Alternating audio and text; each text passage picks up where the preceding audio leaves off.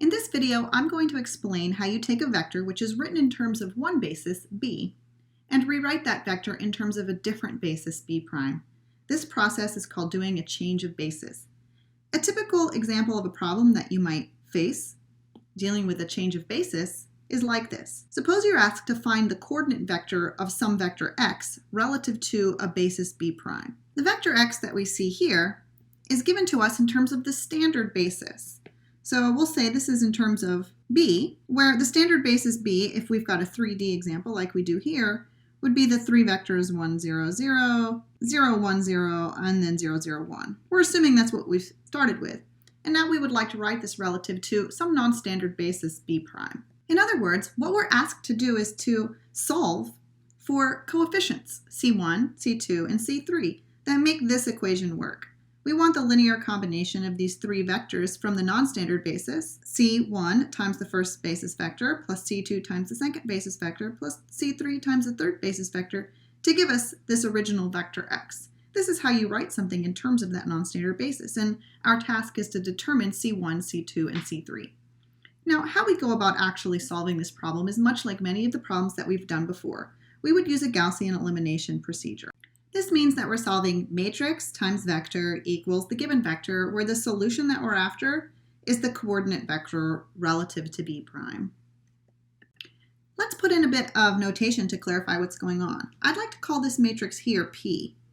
P is going to stand for transition matrix, because what it does is when multiplied times the coordinate vector, it transforms it into a vector in a different basis. The coordinate vector with the c's in it, that's x relative to b prime. And the 1, 2, and minus 1, that was the vector we were given in the problem.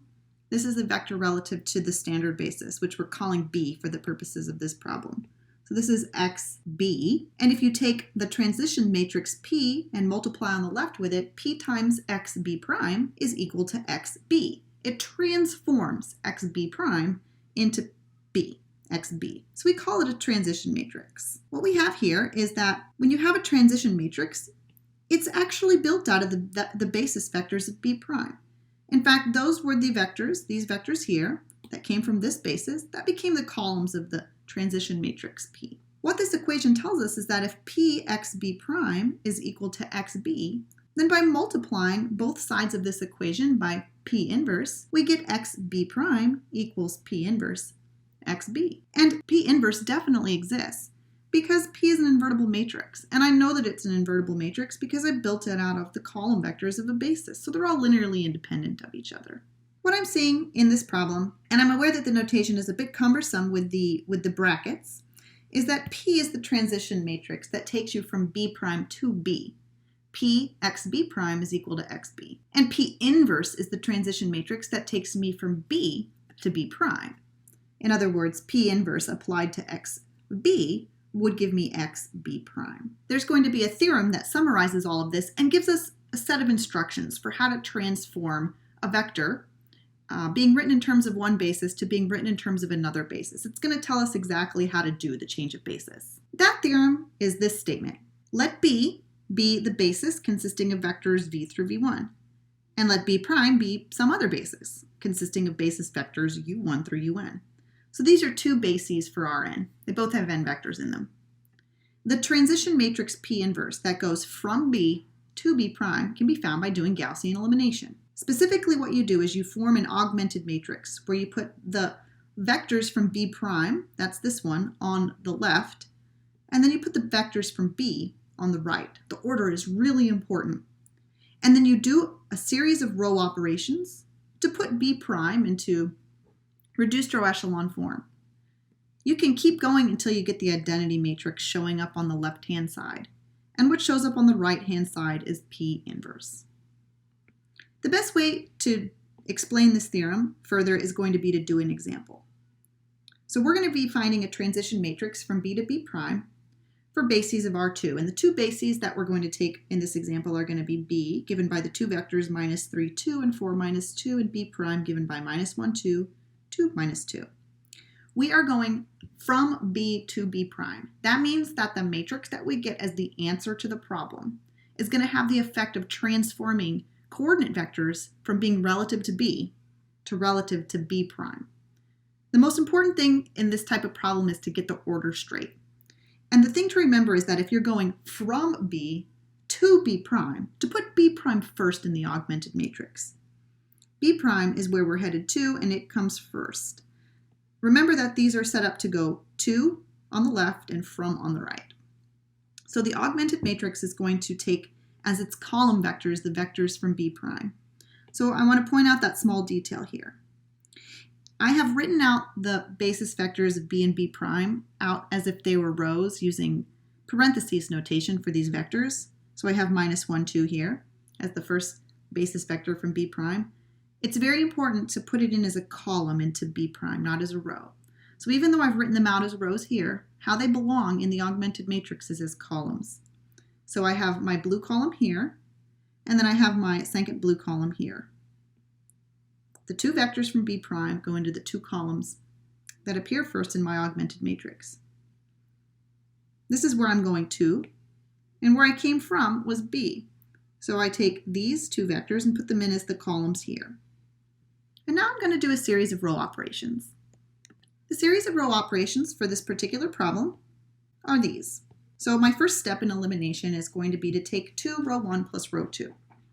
That takes me from here to here, and I get a 0 showing up in this spot. Next, I'm going to divide this entire row by 2. That gives me 0, 1, -2, 3 showing up in the second row.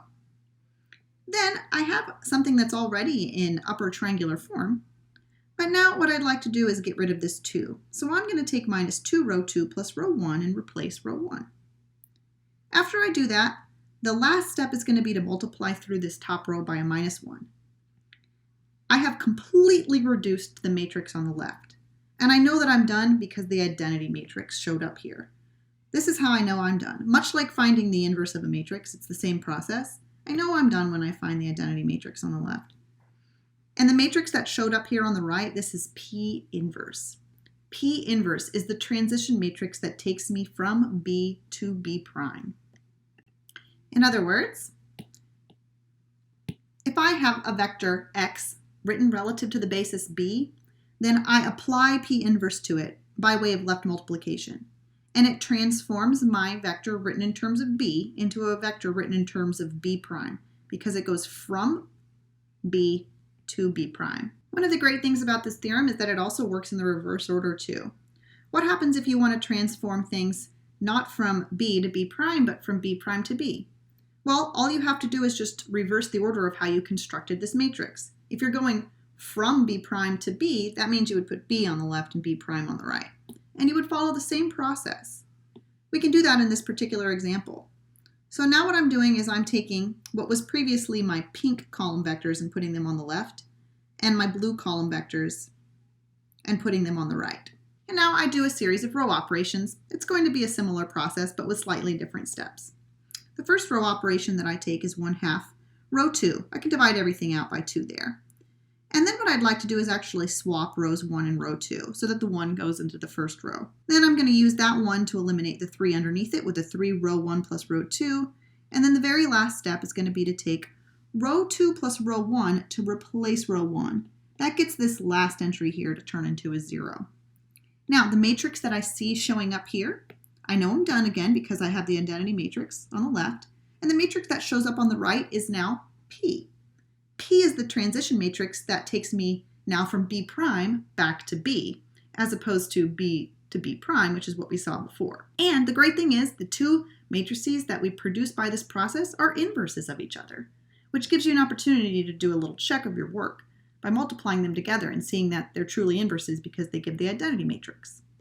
We can go ahead and check that now. So in the first way of doing this problem, we produced a matrix P inverse. That was the transition matrix that converted us from B to B prime. And then in the second part of this problem, we produced a matrix P. We flip-flopped the order here, did the same work, and then we got a matrix P. This is the transition matrix that takes us from B prime to B. And now these two matrices ought to be inverses of each other. So how we would check that they're actually inverses of each other is to put them next to each other, multiply them together, and see that we get the identity matrix.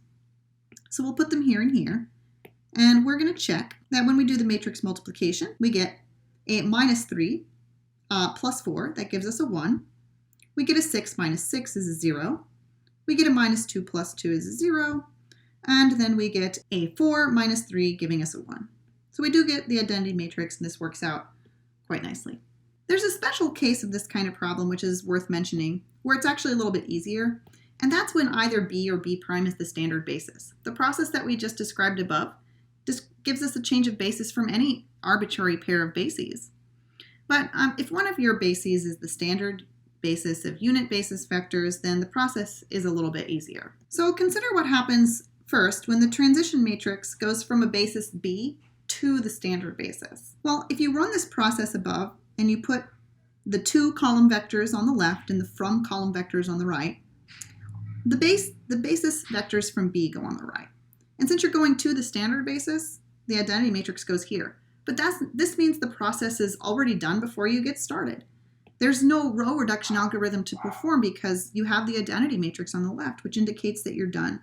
So this means that the transition matrix is really just b itself. This is what we saw in the very first example that we did in the coordinate vector video. The second somewhat easier case is when the transition matrix is going from a standard basis to some other basis b. In this case, your to from matrix is going to have the column vectors from b on the left and then the identity matrix on the right. Now, because you have b on the left, you do actually have to do some row operations, but you have advanced knowledge about what's going to show up on the right when you're done. This is exactly the process that we use when we try to find the inverse of b. So the transition matrix itself is really just b inverse. B inverse applied to x is what gives you the coordinate vector relative to b. This is something that we've actually seen before. We just didn't talk about it in the language of a change of basis matrix, but that's really what you're doing when you produce this inverse matrix B inverse. So the last thing for us to do in this video is another example. For our last example, we're going to do two things. Let's suppose that x relative to a basis b is 1, 2, and minus 1. And let's let this basis b be the one given by the three vectors 1, 2, 4, minus 1, 2, 0, and 2, 4, 0. So this is the coordinate vector written in terms of some non-standard basis for R3. The first thing we're going to do is find x. This is x sub I. So the coordinate vector of x in terms of the standard basis of R3. And then the second thing that we're going to answer is to find x relative to a different basis, b prime, where b prime is 0, 2, 1, minus 2, 1, 0, and 1, 1, 1, which is just some other non-standard basis for R3. So case 1 we'll do first, and let me scroll back to the previous page. We're trying to convert something non-standard to something standard. A transition matrix from some non-standard basis to the standard one is the easiest case of all. The statement is that when you run the process described by the theorem, the transition matrix is just b itself. In other words, b applied to the vector x that we're given will give us the standard representation of b. So let's do that right here. Our coordinate vector is 1, 2, minus 1, written in terms of b. What we're trying to find is xi, and that should just be left multiplication by the vectors of b to that vector.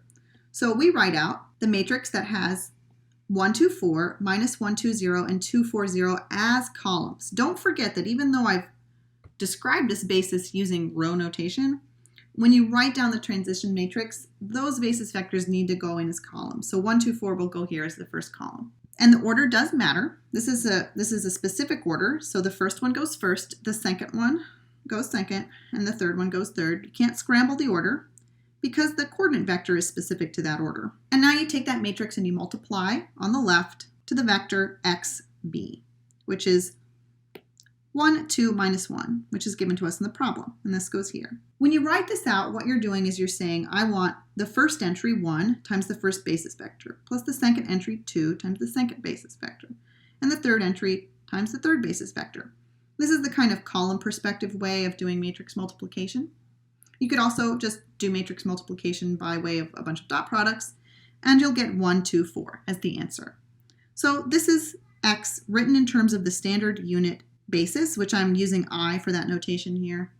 This is just our typical way of representing a vector. Okay, now let's do 2. So we're going to be using the theorem statement to convert from b to b prime. It's going to boil down to another exercise in Gaussian elimination. We've just got to get the order right.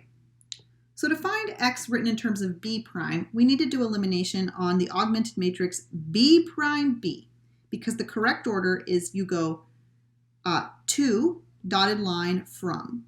The from basis is on the right, and the to basis, which is b prime, is on the left to find the transition matrix. So our augmented matrix should look like this. B prime on the left, B on the right. So my B prime, given to me in the problem, has as its first vector 0, 2, 1. So I need to see that here in the first column of my augmented matrix. The one that I'd highlighted in blue before, this was my first basis vector of B. That goes here, 1, 2, 4. It's the first column vector for the right chunk of my augmented matrix. And now that I've got my augmented matrix B prime B written down, I'm just going to start doing my elimination procedure to try and get the identity matrix to show up on the left. The first couple of row operations that I'm going to do are going to be to interchange rows 1 and row 3. I like having a 1 as my pivot. And then I'm going to apply -2 row 1 plus row 2 to use that 1 as a pivot to eliminate the 2 underneath it. And that gives me this matrix. I'm going to follow this with -2 row 2 plus row 3. This is using this 1 to eliminate the -2 underneath it, giving me this matrix. And then I'm going to follow this with row 1 plus row 3 and a minus row 3. And then lastly, row 3 plus row 2. Finally, I've gotten down to this expression, and now I actually know that I'm done. Why? Because the identity matrix has shown up on the left. So here I see the identity matrix, and here I see my transition matrix. So we have not yet produced x written relative to b prime, but we have now the tool that we need to do it, which is the transition matrix. Let's make a little space on the page, and we'll write down the last step of this problem. So let's also give this transition matrix a name, and we'll call it P inverse. So this is our transition matrix P inverse, where P inverse, if we left multiply to the vector x written in terms of b, which is what we were given, will give us the vector x written in terms of b prime, which is what we're after, because here we are going from b to b prime. And that left multiplication, when we do it, will look like the matrix that we found with the 7 and the 3 and the 10 and the 5 all here. You multiply to the vector 1, 2, minus 1, which is xb given in the problem. You work out this matrix multiplication and it gives you -11, -1, 15. This here is the vector x, but written relative to the basis b prime instead of b. And that solves part 2 of this example.